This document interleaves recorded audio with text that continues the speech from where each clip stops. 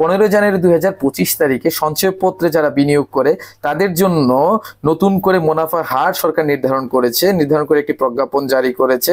এখানে 4 প্রকার যে সঞ্চয়পত্র বর্তমানে বাংলাদেশে কেনাবেচা হচ্ছে, সেই 4 প্রকার সঞ্চয়পত্রের প্রত্যেকটাতেই মুনাফার হার কিন্তু বাড়ানো হয়েছে। তো অনেকেই জানতে চেয়েছেন যে এই মুনাফার হার বাড়ানোর কারণে বর্তমানে প্রতি 1 লক্ষ টাকা বিনিয়োগ করলে তারা কয় টাকা করে মুনাফা পাবে। তো প্রথমে আমি আপনাদেরকে 1 নাম্বারটা নিয়ে আলোচনা করি যে 5 বছর মেয়াদী বাংলাদেশ সঞ্চয়পত্র, সেটার বর্তমান মুনাফার হার হলো 12.40%। এই 5 বছর মেয়াদী বাংলাদেশ সঞ্চয়পত্রে আগে মুনাফার হার ছিল 11.28%। তো আগে যদি কেউ বিনিয়োগ করতো তাহলে 5 বছর পরে সে মুনাফা বাবদ 5 বছর পরে একসাথে 53,580 টাকা উৎসেকর কর্তনের পর তার অ্যাকাউন্টে ঢুকতো। আর এখন এই বর্ধিত রেটে কেউ যদি বিনিয়োগ করে তাহলে সে মুনাফা বাবদ 5 বছর পর পাবে 58,900 টাকা। দ্বিতীয়ত হলো 3 মাস অন্তর মুনাফা ভিত্তিক যে সঞ্চয়পত্র, এটাকে অনেকে 3 বছর মেয়াদী সঞ্চয়পত্র বলেন। এই সঞ্চয়পত্রের বর্তমান মুনাফার হার হলো 12.30%।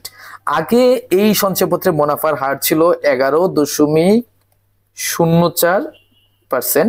তো কেউ যখন আগে বিনিয়োগ করত 3 মাস পর পর উৎসেকর কর্তনের পর তার অ্যাকাউন্টে মুনাফা ঢুকতো 2,622 টাকা।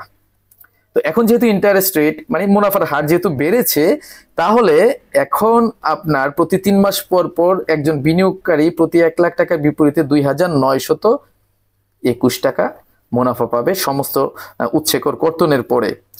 তৃতীয়ত পেনশনার সঞ্চয়পত্র। এই পেনশনার সঞ্চয়পত্রে এককালে আপনারা জানেন যে প্রতি 3 মাস পর পর মুনাফা দিত, বাট সরকার কিছুদিন আগে সেটা চেঞ্জ করে প্রতি মাসে মাসে মুনাফা দিচ্ছে।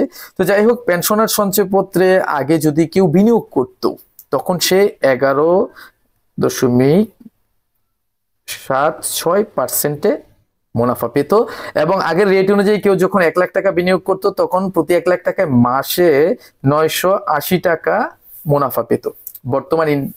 বর্তমান সঞ্চয়পত্রে যে বর্ধিত মুনাফার হার সেটা 12.55%। পেনশনার সঞ্চয়পত্রের ক্ষেত্রে সেই 12.55%-এ প্রতি 1 লক্ষ টাকা কেউ বিনিয়োগ করলে সে পাবে প্রতি মাসে 994 টাকা। এটা খুব একটা বাড়েনি, 980 টাকা থেকে 994 টাকা হয়েছে। তারপর সর্বশেষ পরিবার সঞ্চয়পত্র নিয়ে কথা বলি। পরিবার সঞ্চয়পত্রে আগে মুনাফার হার ছিল 11.52%। এটা বেড়ে এখন 12.50%, প্রায় 1% বেড়েছে, হিউজ।